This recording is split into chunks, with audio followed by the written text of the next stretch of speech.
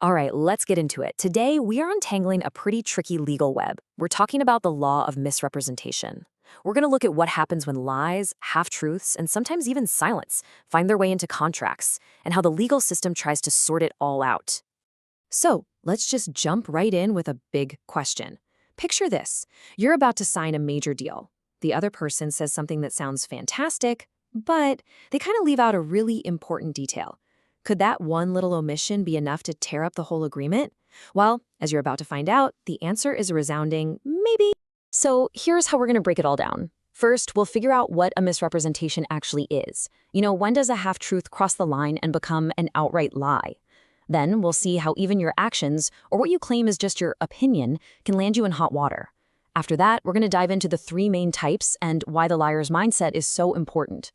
We'll also ask the million-dollar question, did the lie actually matter? And finally, we'll look at how the law can basically hit a giant undo button on a bad deal. And to help us on this journey, we've got these 10 absolute game-changing legal cases. Now, don't worry, you don't have to memorize all of them. We're going to walk through the big ones together. Think of each case as another piece of the puzzle. By the end, you'll see exactly how they built the legal framework we use today. Okay, so first things first, before we can even get to the consequences, we have to be crystal clear on what the law even considers a misrepresentation to begin with. And here it is, the official definition. It's got a few key ingredients, right? It has to be an untrue statement of fact, not just someone's opinion. And, this is crucial, it has to be one of the reasons you actually decided to sign that contract. But what if the statement isn't a total lie? And this is where it starts to get really juicy. Because the law doesn't just care about what you said, it also cares about what you didn't say. And that brings us to our very first case. So let's go way back to 1866, to a case called Dimmock v. Hallett. A seller was advertising a piece of land as being fully let. Now, technically, that was true. The problem? He conveniently forgot to mention that every single one of those tenants had already handed in their notice to leave. Yeah, the court saw right through that. They ruled it was a misrepresentation. The big takeaway here is simple. A half-truth that's designed to trick someone is, in the eyes of the law, no different than a straight-up lie. Now, let's look at a slightly different situation with V. O'Flanagan. Back in January, a doctor told a potential buyer that his practice was worth a solid £2,000 a year, and at the time it was. But then the doctor got sick, and by the time the contract was signed in May, the practice was basically worthless. He never said a word about the change. The court's decision here was huge. It established that if you make a statement that's true when you say it, but things change later on, you are legally required to correct it. Your silence can literally become a misrepresentation. Okay, so we've established that saying nothing or telling half-truths can get you into trouble.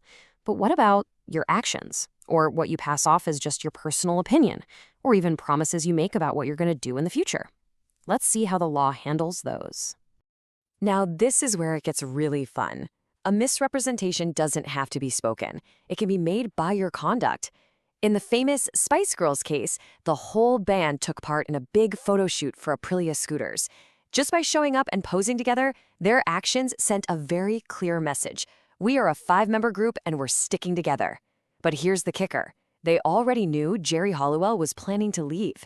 The court found that their conduct was a misrepresentation. They didn't have to say a word. Their actions did all the lying for them. But what about your opinion? Is that off limits? Well, let's look at Bissett v. Wilkinson. A seller in New Zealand said he thought his land could probably support about 2,000 sheep. Crucially, he'd never farmed sheep before, and the buyer knew it. When it turned out the land couldn't handle that many, the court said, tough luck. It was just an honest opinion from a non-expert. Now, if he'd been an expert sheep farmer, that opinion would have been treated as a statement of fact, and the whole outcome would have been different.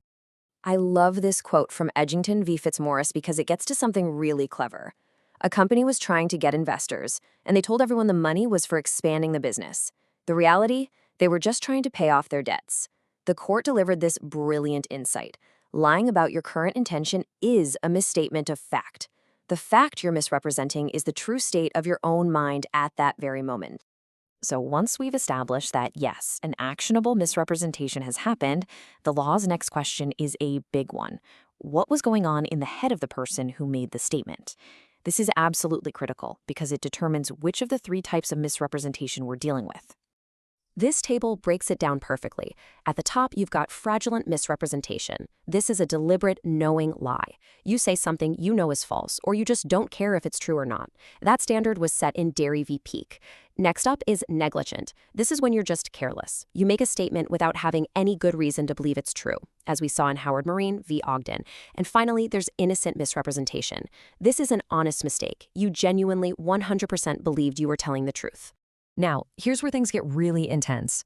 A case called Roy Scott Trust dropped what can only be described as a legal bombshell. It's known as the fiction of fraud. And the idea is as simple as it is brutal. If you make a careless, negligent misstatement, the law will punish you as if you were a deliberate con artist. You end up paying the exact same level of damages as if you had lied on purpose. This completely changed the game and raised the stakes for not doing your homework. Okay, so we've got an untrue statement of fact, and we know if it was fraudulent, negligent, or innocent, but there is one more hurdle to clear. For a claim to actually work, the lie has to be one of the reasons the other person entered into the contract in the first place. They had to rely on it. And this is where the Redgrave rule is so important. In Redgrave First Heard, a lawyer was selling his practice and lied about how much it was worth. He handed the buyer a big pile of documents and said, "Go ahead, you can check the numbers yourself." The buyer didn't bother checking. Turns out, the numbers were bogus. But the court said it doesn't matter. The buyer had every right to rely on what the seller told him. The liar doesn't get a free pass just because the person they lied to wasn't diligent enough to catch them. And that brings us to our final section. A misrepresentation has been proven. It tricked someone into a contract. So what can the courts actually do about it? While the main tool in the court's toolbox is called rescission. Think of it like a magical undo button that rewinds time and puts everyone back where they were before the deal ever happened. But you can't always hit that button. As the fairly recent case of Salt v. Stratstone made clear, if too much time has passed, or if the thing you bought, in that case it was a car, can't be returned in its original state, then you might lose the right to rescind. The court basically said you can't unscramble a scrambled egg. And all of this leaves us with one last thing to think about. These amazing cases, many of them from over 100 years ago, literally built the law we have today.